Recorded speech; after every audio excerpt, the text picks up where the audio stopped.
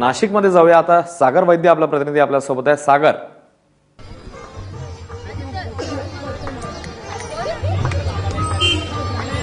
अश्विन, खरं तर आज सकाळपासून नाशिकमध्ये ढगाळ वातावरण आहे। अधूनमधून पावसाच्या सरी कोसळत आहेत। एकूणच काय तर बाप्पांना निरोप द्यायला नाशिककरांचे जसे डोळे भरून आले तसे नाशिकमधल्या आभाळाचे सुद्धा डोळे भरलेले आहेत। आपण बघू शकतोय की हे सगळे लोक समोर मिरवणुका सुरू होत्या, त्या दुपारून होतील मिरवणुका सुरू, परंतु घरगुती गणपती जे आहेत ते आता विसर्जनाला यायला सुरुवात झालेली आहे। आणि विशेष म्हणजे नाशिककरांनी संपूर्ण राज्याला मूर्तीदान करायचा एक फार अभिनव असा उपक्रम जो आहे तो आदर्श घालून दिलाय आणि यंदा सुद्धा नाशिककर त्या बाबतीत आग्रही असल्याचं पाहायला मिळतंय। आज सकाळपासून घरगुती गणेश गणपती जे आहेत ते विसर्जनासाठी येत आहेत आणि नाशिककरांनी उत्स्फूर्तपणे या गणपती मूर्त्या ज्या आहेत त्या समाजसेवी संस्थांना, महापालिकेला दान देण्याकडे आपला कल ठेवलेला आहे। आपण बघू शकतोय की कृत्रिम तलाव जो आहे ते तलाव केले गेलेले आहेत। काही तात्पुरते गणपती विसर्जनाचे कुंड तयार केले गेले ज्याच्यामध्ये गणपती बुडवून नाशिककर जे आहेत ते आपले गणपती दान करतायत संस्थांना।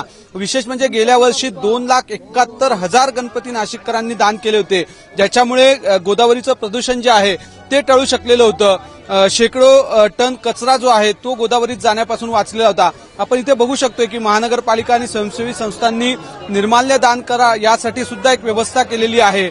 अनेक कार्यकर्ते जे आहेत ते मूर्तीदान करण्याचं आवाहन करत नागरिकांना इथे थांबवत आहेत आणि त्यांच्याकडून मूर्ती ज्या आहेत त्या दान करून घेत आहेत, जेणेकरून नदीचं प्रदूषण जे आहे ते कमी व्हावं।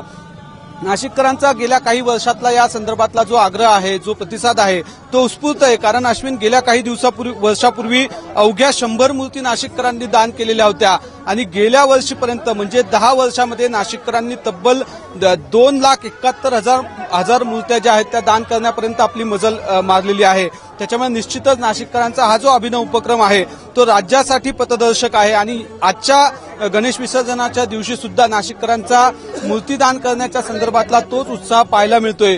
अनेक प्रकारच्या यंत्रणा इथे आहेत। नाशिक महानगरपालिकेने एकूण 59 ठिकाणी गणेश विसर्जनाची केंद्र जी आहेत ती तयार केलेली आहेत। त्याच्यातले 30 जे आहे ते नैसर्गिक ठिकाण आहे आणि 29 जे आहे ते कृत्रिम तलाव आहेत जे तयार करण्यात आलेले।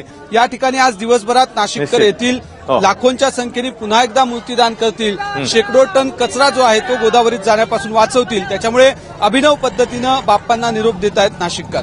अश्विन, तशी ते सागर, जसं तू सांगतोयस की पर्यावरणपूरक गणेशोत्सवाकडे वेगाने वाटचाल सुरू आहे। कुठे डॉल्बी मुक्त जे आहे ते वातावरण बघायला मिळतं, तर कुठे मूर्तीदानाचा हा संकल्प सोडण्यात आला आणि त्या दृष्टीने देखील भक्त मंडळी जी ती सहकार्य करताना दिसतात। तर सागर, धन्यवाद।